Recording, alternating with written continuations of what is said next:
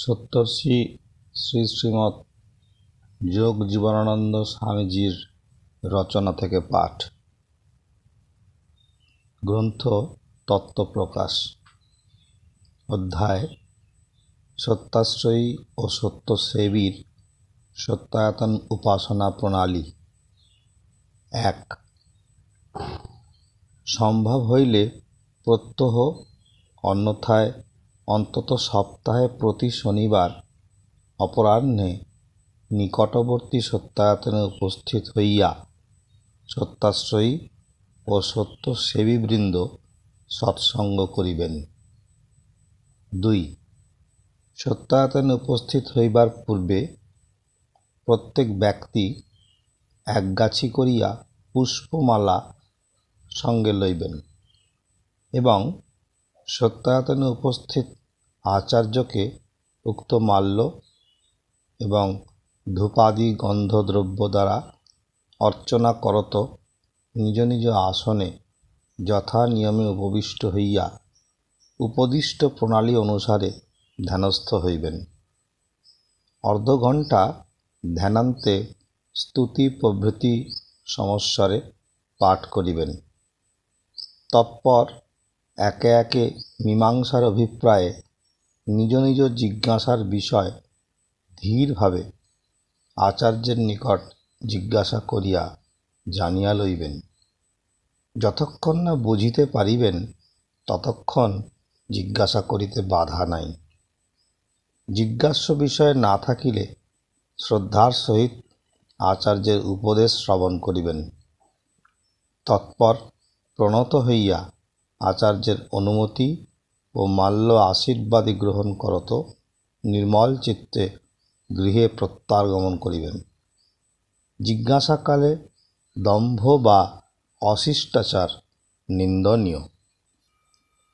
অপরাপর শিক্ষা গ্রহণের যেরূপ সময় ও নিয়ম প্রবর্তিত থাকিবে তদনুসারে কার্য করিতে হইবে। 4. সত্যায়তনে যে সকল সত্যাশ্রয়ী বাস করিবেন তাঁরা প্রত্যেকেই সমভাবে ও শান্ত চিত্তে আশ্রমের যাবতীয় কার্য করিবেন। আচার্য ও অধ্যাপকগণের সেবাদি, আশ্রম রক্ষা প্রভৃতি কার্যও তাহাদের ওপর ন্যস্ত থাকিবে। গবাদি পশু আশ্রমে থাকিলে তাহাদের যত্ন বিষয়ে সত্যাশ্রয়ীবৃন্দ অপমান বোধ করিবেন না। 5. দেশ, কাল ও অবস্থা ভেদে সত্যায়তন সমূহে কর্মপ্রণালী, শিক্ষা প্রণালী একরূপ নাও হইতে পারে। আশ্রমের আচার্যের উপদেশ অনুসারে সে সকল স্থানে কার্যনির্বাহ হইবে। 6. যোগ সাধন ও উপাসনা বিষয়ক বিশেষ উপদেশ প্রত্যেকে পৃথক পৃথকভাবে গুরুর নিকট জিজ্ঞাসু হইয়া জানিয়া লইবে। 7. সত্যাশ্রয়ীর ধ্যেয় ও শ্রাব্য বিষয়ের উপদেশ অপ্রকাশ, গুরুর উপদেশ সাপেক্ষ। যোগাভ্যাস সম্বন্ধেও সেই নিয়ম জানিবে। 8. মৃত আত্মীয় স্বামী, পিতা, মাতা প্রভৃতি গণের স্বরূপ অর্থাৎ ধ্যান অনুচিত, যেহেতু তাহারা মুক্ত সুরত নহেন এবং মুক্ত সুরত হইলেও তাহারা প্রয়াণ করিয়াছেন। তাহাদের ধ্যান নিরর্থক। তাহারা শক্তি সংহরণ করিয়া অন্য লোকে গত হইয়াছেন। যাহারা স্বীয় মুক্তির জন্য তোমার নিকট শ্রাদ্ধকামী, তাহারা কি প্রকারে তোমাকে মুক্ত করিবেন? তাহারা সম্মান ও প্রীতি হিসাবে গুরুতুল্য শ্রদ্ধাভাজন বটেন, কিন্তু কি জীবিত কি মৃত মুমুক্ষুর উপাস্য নহেন। সত্যাশ্রয়ী একমাত্র সাধুগুরু বা সদ্গুরুর প্রকটস্বরূপ, ভিন্ন অন্য কোনো সুরত স্বরূপ ধ্যান করিবেন না। সদ্গুরু স্বরূপ সতই উচ্চ অভ্যাসীগণের ধ্যানে স্ফূর্ত হয়। তাহার বর্ণনা শ্রবণ অনাবশ্যক ও নিষিদ্ধ। যে সমস্ত অবতার বা মুক্ত সুরত মহাপ্রস্থান করিয়াছেন তাহাদের উপাসনা বর্তমান যুগে প্রচলিত দেখা যায়।